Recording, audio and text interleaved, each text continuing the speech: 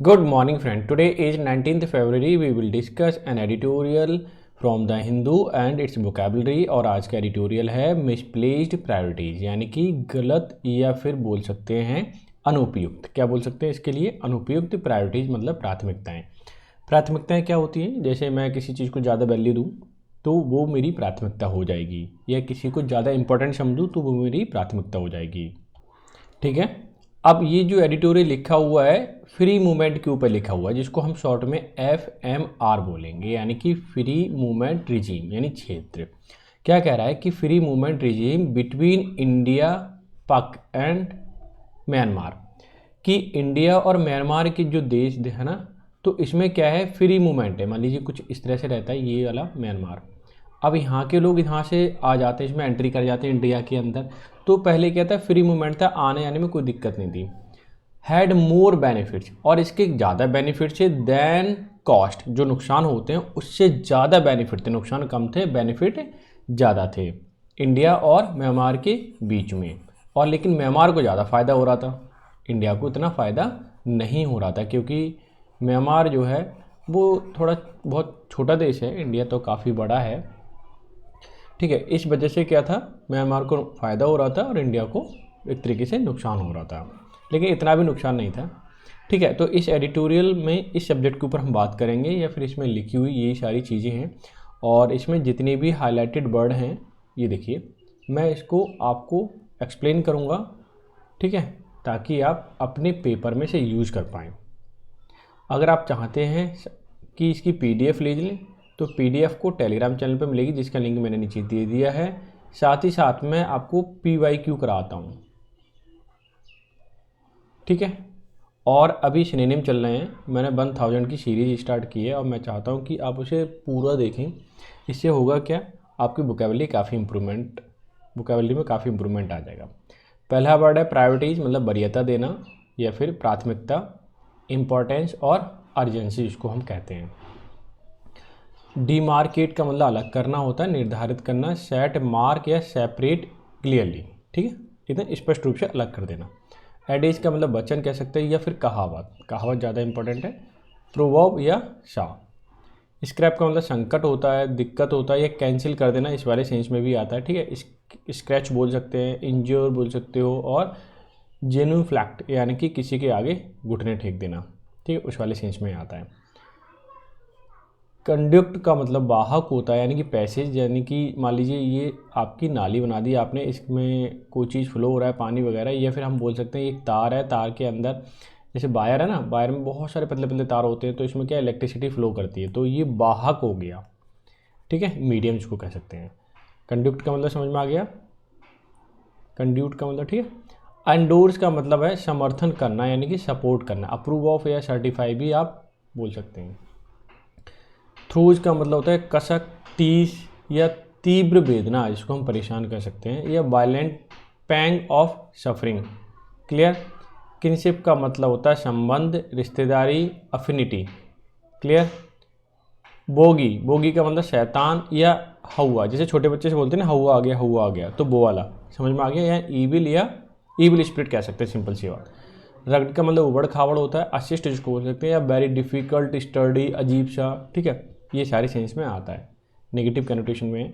तो ये 10 वर्ड थे। आई होप सो आपने 10 वर्ड एंजॉय किए होंगे, और मुझे लगता है कि कम से कम इसमें 8 तो आपको पता ही होंगे। बस आपको क्या करना है, लाइक शेयर कर देना है PYQ को, या जो मैं वीडियो दे रहा हूँ आपको थोड़ी सी अच्छी लग रही है तो शेयर कर देना, वरना लाइक कर देना आप। ठीक है, इतना ही काफ़ी है। क्लियर।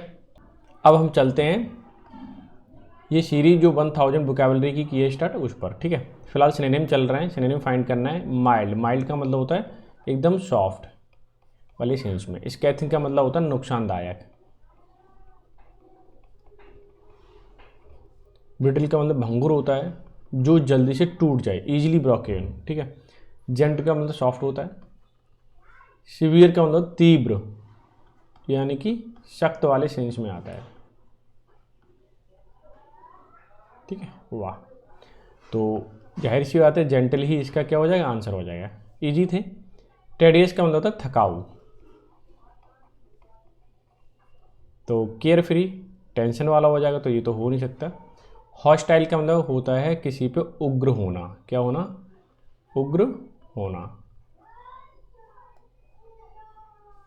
डायनामिक का मतलब चेंजेबल। ठीक है। डियरी का मतलब प्रिय, इसको हम डियर बोल सकते हैं। डियरी का मतलब प्रिय, या अरे डियरी नहीं है, ये ड्रियरी है। ठीक है, तो प्रिय नहीं होगा। ड्रियर का मतलब होता है कि डराने वाला, या फिर जिसमें निराशा आ जाए, थोड़ी सी क्या आ जाए? निराशा। मैं आर नहीं देख पाया इसलिए। ठीक है, क्या होता है? निराशा, यानी कि उदास जिसको कह सकते हैं हम। क्लियर? तो अब देखिए टेडियस का मतलब थकाऊ वाला, यानी कि सेंस में है जो क्या हो, यहाँ फीलिंग अच्छी नहीं हो। ठीक है, या फिर थकाऊ हो, बेकार हो, तो इसका जो टेडियस है इसका सिनोनिम जो है ड्रीरी हो जाएगा। ठीक है, और तो कोई हो नहीं सकता। अब हम चलते हैं नेक्स्ट पे। प्रिटेंड का मतलब बहाना करने वाला, या ढोंगी जिसको कह सकते हैं हम। फेन का मतलब भी ढोंगी होता है, या ढोंग करने वाला। ठीक है, तो ऑप्शन नंबर फर्स्ट ही आपका आंसर हो जाएगा। बाकी देख लेते हैं। बिनाइन का मतलब होता है नॉट हार्मफुल। अलाइन का मतलब सीधा करना। कंप्यूटर में जब आप लिखते हो तो ऐसे अलाइन कर देते हो, अलाइनमेंट, जैसे गाड़ी का अलाइनमेंट किया जाता है पहियों का। रेन का मतलब होता है हुकूमत या शासन, कुछ भी बोल दीजिए। ठीक है, नेक्स्ट है मिनिकल। मिनिकल का मतलब होता है किसी को रोकना। ठीक है, या बेड़ी लगाना। आप सुनिए, girl was manacled and locked in the room, उसे रोका गया, है ना, सेंस भी आ रहा है। तो अनफासन का मतलब खोलना होता है, फासन का मतलब बांधना, लिबरेट का मतलब फ्री कर देना, फेटेड का मतलब बांधना, और अनबाइंड का मतलब खोलना। अब आप ही बताइए इसमें कौन सा सेंस होगा? बांधने वाली बात हो रही है तो फेटेड ही होगा। ठीक है, option number third is your answer. अब ये वर्ड आपने बहुत देखा होगा न्यूज़पेपर में। प्लंज का मतलब होता है उछाल लेना।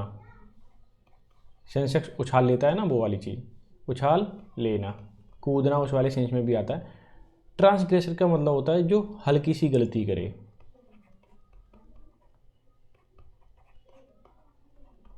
ठीक है, अपराधी बोल सकते हैं, छोटा मोटा। ठीक है, जैसे कि रेड लाइट है उसको क्रॉस कर दिया, उस वाले सेंस में। डाइव का मतलब कूदना होता है, आपको पता ही है। ट्रस का मतलब तीव्र होता है। फ्लाई का मतलब उड़ना होता है, इसे क्या बताना। ठीक है, ये तो पता ही है सबको। तो फिलहाल तो option number second is your answer. Next देख लेते हैं। कमिट का मतलब, अगर आपको डायरेक्टली पता है कि कमिट का मतलब होता है कि किसी भी चीज़ को करना। क्या होता है? करना, स्पेशली गलती को, तब हम कमिट का यूज़ करते हैं। पूरा पढ़ना चाहो तो पढ़ सकते हो, बाकी इसका सिनोनिम भी फाइंड करना है। तो एंगेज का मतलब होता है किसी में बिजी होना। ठीक है, सेक्लूड का मतलब अलग होना। डिटैच का मतलब भी अलग होना होता है। डिसमेंटल, ठीक है, यानी कि विघटित करना, अलग अलग करना, सिंपल सी बात। अब आप मुझे बताइए, कमिट का मतलब गलती करना होता है। ठीक है, यह किसी भी चीज़ करने की सेंस में आता है, सिंपल सी बात कहूँ तो। ठीक है, तो करने की सेंस में आता है, चाहे गलती करे या नॉर्मल करने की सेंस में आए, तो जाहिर सी बात है कि ऑप्शन नंबर फर्स्ट ही आपका क्या हो जाएगा? आंसर हो जाएगा, यानी कि एंगेज। अब देखिए नेक्स्ट है मैग्निफिसेंट। मैग्निफिसेंट का मतलब होता है शानदार।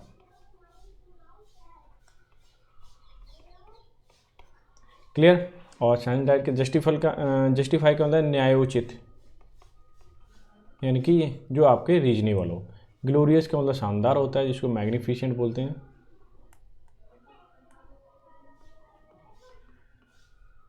ठीक है, हाईएस्ट का मतलब जो ऊंचा हो, सबसे ऊंचा।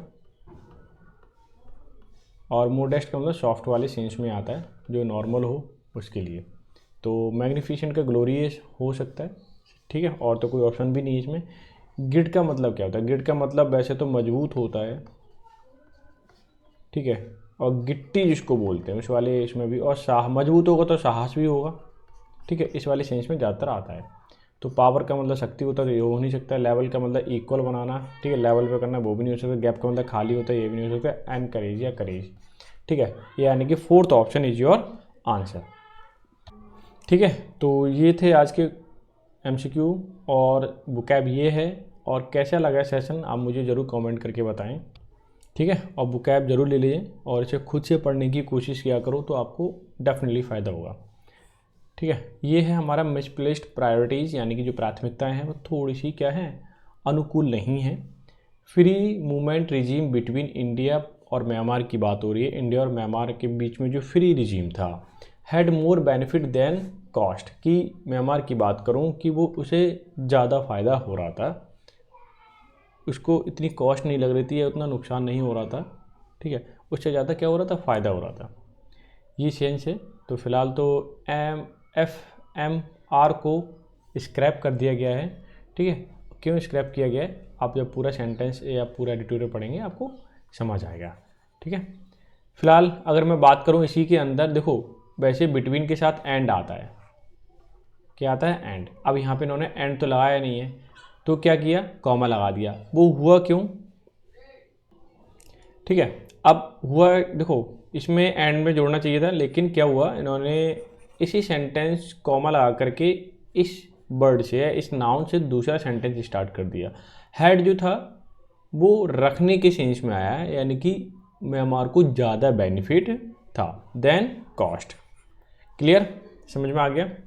अच्छा, अब मैं सेंटेंस को हाईलाइट कर रखा है, अब मैं एक्सप्लेन कर देता हूँ। आ नेशन, यानी कि एक राष्ट्र की बात हो रही है। इज डिफाइंड, वो कैसे डिफाइन किया जाता है कि कैसा राष्ट्र है। नॉट बाय द बॉर्डर्स, किसी भी राष्ट्र को बॉर्डर के द्वारा डिफाइन नहीं किया जाता। That demarcate it by the people who live in it.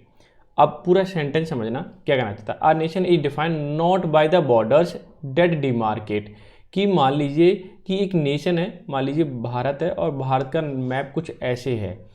अब यहाँ पे म्यांमार है, तो ऐसा नहीं है कि हमने इस पे डिमार्केट कर दिया, चिन्हित कर दिया, मार्क लगा दिया ये एरिया इंडिया का है, तो ऐसा नहीं है कि ये क्या बन गया, नेशन बन गया, ठीक है। बल्कि ये नेशन इसलिए अच्छा है क्योंकि यहाँ पे लोग रहते हैं इंडिया के, वो लोग अच्छे हैं, उनका कल्चर अच्छा है। समझ में आया। तो क्या कहना चाह रहा है, अ नेशन इज डिफाइंड, ये पैसिव में बना हुआ स्ट्रक्चर है, ध्यान देना। इसके बाद B3 आया हुआ है।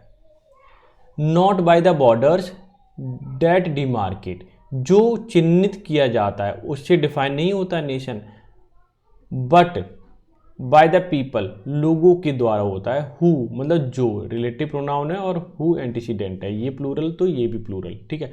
एंटीसीडेंट के अकॉर्डिंग ही वो आएगी। तो कह रहा है कि people who live in it, it जो आया है वो ऑब्जेक्टिव केस है, नेशन के लिए आया हुआ है, कि देश के अंदर जो लोग रहते हैं उससे देश बनता है, ठीक है। डिमार्केट करके जगह दे दी गई कि इतना एरिया तुम्हारा है, उससे देश नहीं बनता।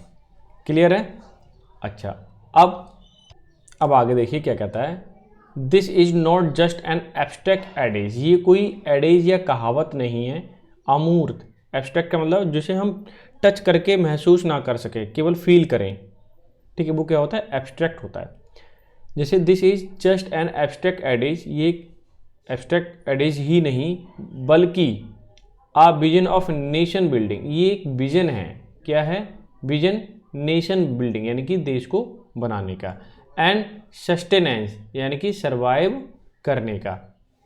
स्पेशली अगर हम विशेष तौर पे बात करें, फॉर अ कंट्री, किसी देश के लिए, that emerge out of colonial, अगर मैं बात करूं उस देश की जो बाहर निकल के आया है। इमर्ज आउट का मतलब बाहर निकलना, कॉलोनियल का मतलब जो दूसरे देश के लोग आकर के बिजनेस करते हैं, रूल करते हैं, फिर वो चले जाते हैं, वो कहलाता है कॉलोनियल। यानी कि अंग्रेज लोगों ने जिस पे कब्जा कर रखा था वो सब कॉलोनियल ही हो जाएंगे, ठीक है। तो यानी कि स्पेशली उस देश की बात करें जो कॉलोनियल है या कॉलोनियल रूल से निकल के आया है बाहर, तो उसके लिए सरवाइव करना, अच्छा नेशन बनाना, ठीक है, डेवलप्ड, ये क्या है, ज़रूरी है।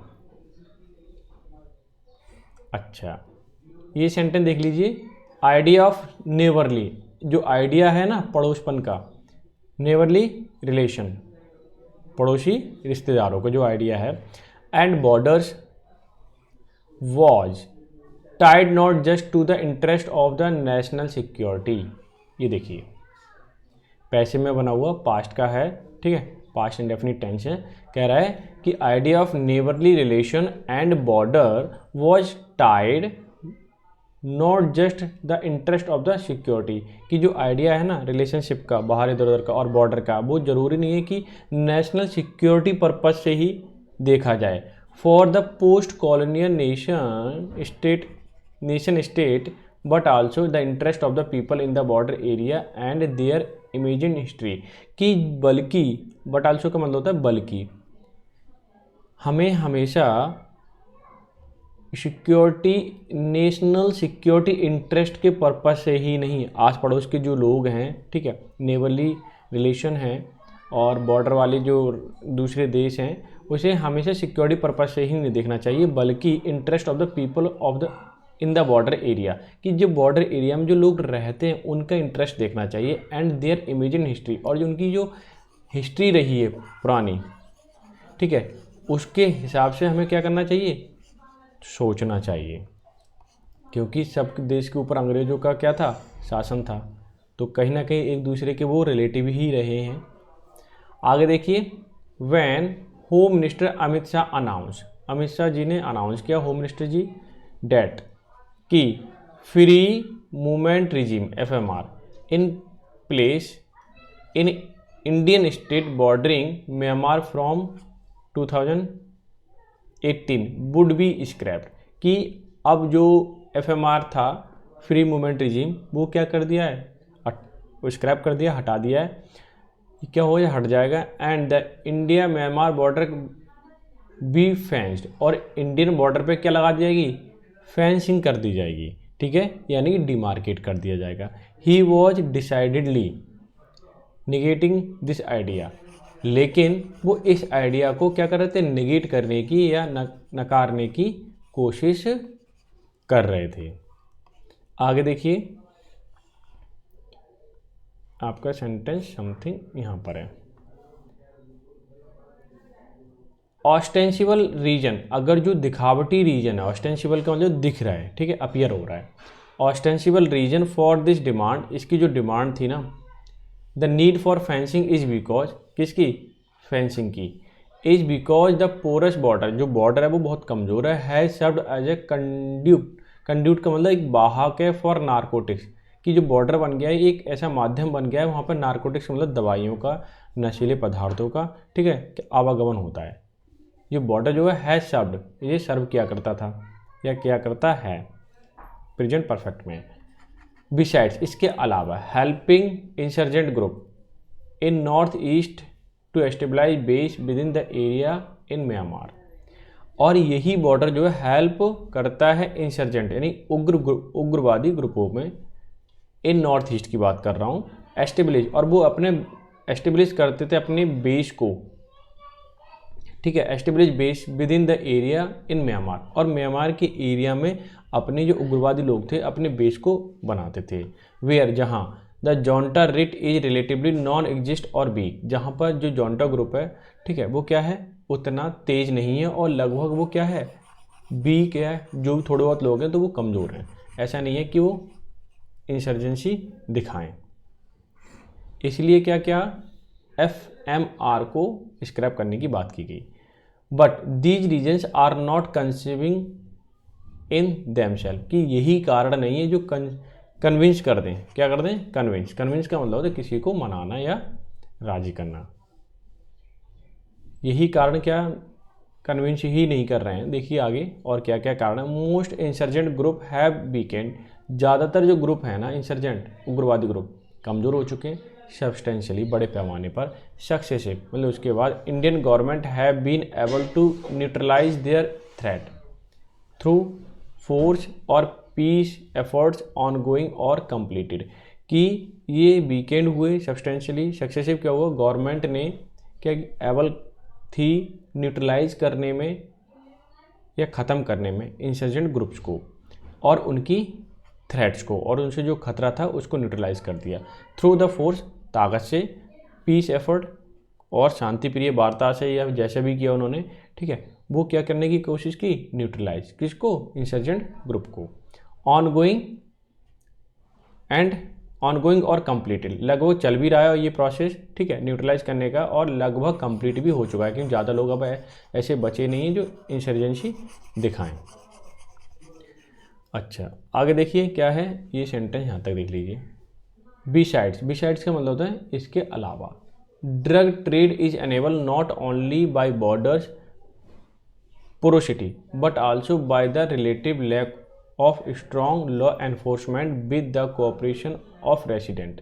क्या कहना चाह रहे हैं, इसके अलावा इंसर्जेंट ग्रुप की बात हो गई कि ड्रग ट्रेड जो दवाइयों का या फिर नशीले पदार्थों का जो व्यापार चलता है इज अनेबल, ये अनेबल है not only by the borders porosity, कि ऐसा नहीं कि बॉर्डर बहुत कमज़ोर है इसलिए ही वहीं पे ऐसा हो रहा है, बट आल्सो बल्कि by the relative lack of strong enforcement, ये रिलेटिव जितने आस पड़ोस में रहते हैं, ठीक है, उनके द्वारा भी हो रहा है, क्योंकि lack of strong law enforcement, की जो लॉ है, कानून है, ठीक है, वो इतना अच्छे से एनफोर्स नहीं हो पा रहा है या लागू नहीं हो पा रहा है वहाँ पे, ठीक है, विद कोऑपरेशन ऑफ रेसिडेंट, क्योंकि वहाँ के जो रेसिडेंट हैं, निवासी लोग हैं, वो इस चीज़ को क्या कर रहे हैं, लगभग फॉलो नहीं करते सही से, क्योंकि एक दूसरे के रिलेटिव होते हैं तो वो ये काम कर लेते हैं ड्रग्स को इधर उधर करने का, इसलिए क्या हो रहा है, ये दिक्कतें आ रही हैं, आज भी सरकार फेस कर रही है।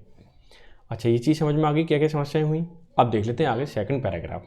That the demand to scrap, की डिमांड थी स्क्रैप करने की, ख़त्म करने की, FMR has been mostly vociferously का मतलब तो बड़ी दृढ़ता से एंडोर्स, इसे सपोर्ट किया गया कि FMR को हटाइए बाय वन सेक्शन, एक सेक्शन के द्वारा, of the current conflict prone Manipur, कि मणिपुर के एक सेक्शन के द्वारा या एक दल के द्वारा सपोर्ट किया गया, एंडोर्स का मतलब सपोर्ट किया गया बहुत ही तेज़ी से, वेसिफरस का मतलब बहुत तेज़ी से या उग्रता से ये डिमांड की कि भाई इसे ख़त्म कीजिए, लेकिन हैज़ आल्सो बीन फर्वेंटली, बड़ी उत्साह से अपोज, और अपोज भी किया गया बाय नागालैंड एंड मिजोरम, नागालैंड और मिजोरम ने कहा भाई कि इसे स्क्रैप मत कीजिए। Should provide a hint about the sentiment of the people in these state, उन्होंने बोला कि सेंटिमेंट देखिए, लोगों की जो भावनाएं हैं इन स्टेटों में, राज्यों में रहने की, वो देखिए आप, ऐसे एकदम से FMR आप हटा रहे हो, ये ठीक नहीं है।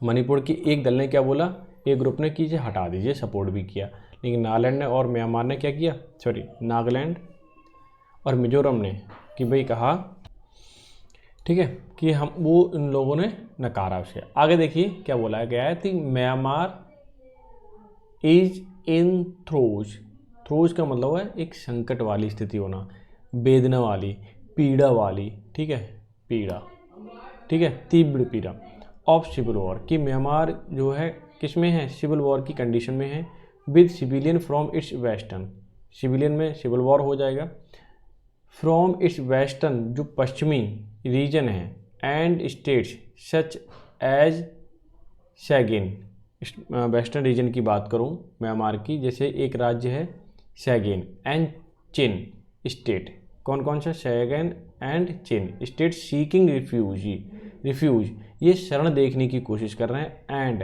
ह्यूमैनिटेरियन मानवतावादी रिलीफ की कोशिश कर रहे हैं कि वो मिले इन नेबरिंग मिजोरम एंड मणिपुर, कि सैगिन के लोग, चिन के लोग मिजोरम में और मणिपुर में आने की कोशिश कर रहे हैं कि ह्यूमैनिटेरियन रिफ्यूज मिल जाए उन्हें, या रिफ्यूजी बन जाए आकर के यहाँ पे शरण ले लें, रिफ्यूज का मतलब शरण लेना, ठीक है, क्योंकि म्यांमार के अंदर लगभग इनमें क्या कंडीशन चल रही है, सिविल वॉर की, इसीलिए वो भारत में आना चाह रहे हैं। तो भारत में आएंगे यार, भारत में वैसी पॉपुलेशन ज़्यादा है, भारत में इतनी सारी पॉपुलेशन, तो दूसरे देश के लोग आए यहाँ पे शरण लें, वो ठीक नहीं है। मिजोज ऑफ मिजोरम, मिजोरम में कौन है, मिजोज, एंड कुकी जो कम्युनिटी इन मणिपुर में है, फील, ठीक है, एंड से जोड़ा है दो नाउन को, तो वर्ब कैसी आएगी, प्लूरल आएगी, क्योंकि नाउन आपके प्लूरल हो गए। क्या कह रहे हैं, मिजोज इन मिजोरम में और कुकीजो कम्युनिटी मणिपुर में, फील अ किनशिप, रिश्तेदारी, फील क्या करते हैं, रिश्तेदारी विद द चिन कम्युनिटी के साथ, ये दोनों क्या करते हैं, चिन कम्युनिटी के साथ रिश्तेदारी, क्योंकि सेम होंगे जैसे दिखने में। Have been organising relief for the refugee, और उन्होंने ऑर्गेनाइजिंग किए हैं या कर रहे हैं पहले से, देखो प्रेजेंट परफेक्ट कॉन्टिन्यूशन बना हुआ है, हैव बीन ऑर्गेनाइजिंग करते आ रहे हैं, organising relief for the refugee, की जो रिफ्यूजी हैं, शरणार्थी हैं, जो आ चुके हैं म्यांमार से, चीन से, शेगेन से, ठीक है, उन लोगों से वो रिश्तेदारी फील करते हैं, महसूस करते हैं कि ये हमारे रिश्तेदार हैं, और उन्हें क्या करते हैं, ऑर्गेनाइज करते हैं रिलीफ, किन लोगों के लिए, रिफ्यूजी लोगों के लिए। अच्छा आगे देखिए, the opposition to FMR has come from Meitei majoritarian forces, की ओपोजिशन मतलब विरोध आया कहाँ से, किस चीज़ के लिए, FMR के लिए, मैटी ग्रुप से, जो काफ़ी संख्या में हैं वो लोग, कहाँ पर, इम्फाल वैली में। हु हैव रेज्ड, उन्होंने उठाया, अ बॉगी ऑफ चिन, कि चिन रिफ्यूजी जितने भी हैं, म्यांमार से आए हुए, म्यांमार के चिन राज्य से आए हुए लोग जितने भी हैं, वो हवा हैं या इविल स्पिरिट हैं, entering Manipur as a case of illegal migration, क्योंकि वो इलीगल तौर पर माइग्रेशन कर रहे हैं, प्रवास कर रहे हैं, आ रहे हैं देश के अंदर। तो क्या है, ये उनका एंट्री होना, ये देश के लिए क्या है, एक तरीके से थ्रेट है, ये बॉगी है, समझ में आ गया, यानी कि खतरा है। अच्छा अब सेंटेंस ये आपका यहाँ तक लिखा हुआ है, आगे देखिए इन्होंने क्या बोला है, इंस्टीट्यूशन ऑफ FMR यानी कि free movement regime, institution of FMR as a formalised, बनाए जाए, regime of movement of Indian citizen across the sparsely populated border to within 16 kilometres of it for trade and commerce was not to India Act east policy. इन्होंने बोला कि जो institution है, देखिए institution का मतलब संस्था होता है, एक कानून भी होता है, पहले तो ये समझिए कि कानून ऑफ FMR का जो है एज अ फॉर्मलाइज, इस तरह से व्यवस्थित किया जाए इस क्षेत्र में, ऑफ मूवमेंट ऑफ सिटीजन, की सिटीजन का जो मूवमेंट है, आवागमन है, अक्रॉस द स्पार्सली पॉपुलेटेड, जहाँ पर कम लोग हैं, दूर दूर बिखरे बिखरे लोग हैं, ठीक है, populated border with in the 16 kilometre, 16 kilometre के दायरे में जितने भी बिखरे बिखरे लोग हैं, ठीक है, आवागमन होना चाहिए, फॉर ट्रेड के लिए, बिजनेस के लिए, कॉमर्स, ट्रेड एंड कॉमर्स साथ साथ में आता है, यानी कि बिजनेस के लिए कोई चीज़ खरीद रहे हैं या बेच रहे हैं, जो भी है, ठीक है। Was nod, institution of FMR was not to act India's act east policy, और इसको सहमति मिलनी चाहिए, ठीक है, नॉट का मतलब है मंजूरी या सहमति मिलनी चाहिए, किसके रूप में, इंडिया के एक्ट ईस्ट पॉलिसी के रूप में, कि ये पूर्वी क्षेत्र की क्या है, पॉलिसी है। अच्छा, क्योंकि दूर दूर लोग हैं तो वो बिजनेस कर सकते हैं, अपना काम चला सकते हैं, ठीक है। This was also an expression, ये क्या है, एक एक्सप्रेशन है, of the will of people, लोगों की ये क्या है, इच्छा है, और इच्छा से क्या कर रहे हैं, एक्सप्रेशन कर रहे हैं, इस चीज़ को या दर्शाने की कोशिश कर रहे हैं, ऑफ द रीजन, उस क्षेत्र के लोग, हु शेयर एथनिक रिलेशन, और एक दूसरे से रिलेशन भी रखते हैं, but are divided by colonially drawn boundaries, लेकिन ये लोग डिवाइड हो गए हैं, क्या हो गए, डिवाइड हो गए हैं, कॉलोनियली ड्रॉन बाउंड्री की, जब प्रवासी लोग आए थे, उन्होंने जब शासन किया था तो बाउंड्रीज उन्होंने बना दी, इसलिए क्या होगा, वो लोग डिवाइड हो गए। अच्छा अब क्या करना चाहिए, रिवर्सल ऑफ दिस रिजीम, कि ये जो क्षेत्र का रिवर्सल करना चाहिए, and humongous exercise of fencing a border situated a rugged mountain and forest is case of misplace priorities and need consideration reconsideration. अब ये पूरे सेंटेंस समझने की कोशिश करना चाहिए कि जब बाउंड्रीज लगा दी गई किसने, जब बाहर के लोग आए शासन करने के लिए, अंग्रेज मान लीजिए सीधी सीधी, उसका क्या होना चाहिए, रिवर्सल होना चाहिए इस क्षेत्र में।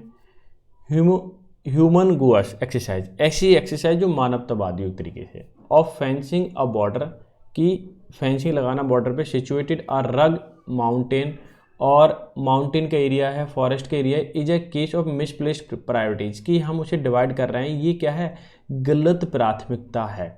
नीड्स रिकंसिडरेशन, इस पर हमें दोबारा से विचार करना चाहिए, डिमार्केट ना करके उस चीज़ को देखना चाहिए, समस्या कहाँ पर बनी हुई है, क्योंकि पहले तो जो अंग्रेज लोग आए उन्होंने डिवाइड कर दिया, वो चीज़ एक अलग थी, उस समय उनकी जो ज़रूरत उन्होंने समझी होगी, इसलिए डिमार्केट कर दिया। फ़िलहाल हमें रिकन्सिडरेशन करने की ज़रूरत है ऐसे रूल्स को, ठीक है। तो ये था आज का एडिटोरियल और आई होप सो आपने एंजॉय किया होगा। और इसकी जो बुकैब है ज़रूर ले लीजिए, पढ़िए, और डेली पढ़ोगे तो आपकी अंडरस्टैंडिंग तो बढ़ेगी, साथ ही साथ आपकी नॉलेज भी बढ़ेगी, ठीक है। करंट अफेयर के बेसिस पे भी नॉलेज बढ़ जाएगी। तो ये थी बुकैब। आई होप सो आपने फुल एंजॉय किया होगा। अब लाइक शेयर तो कर दिया करो।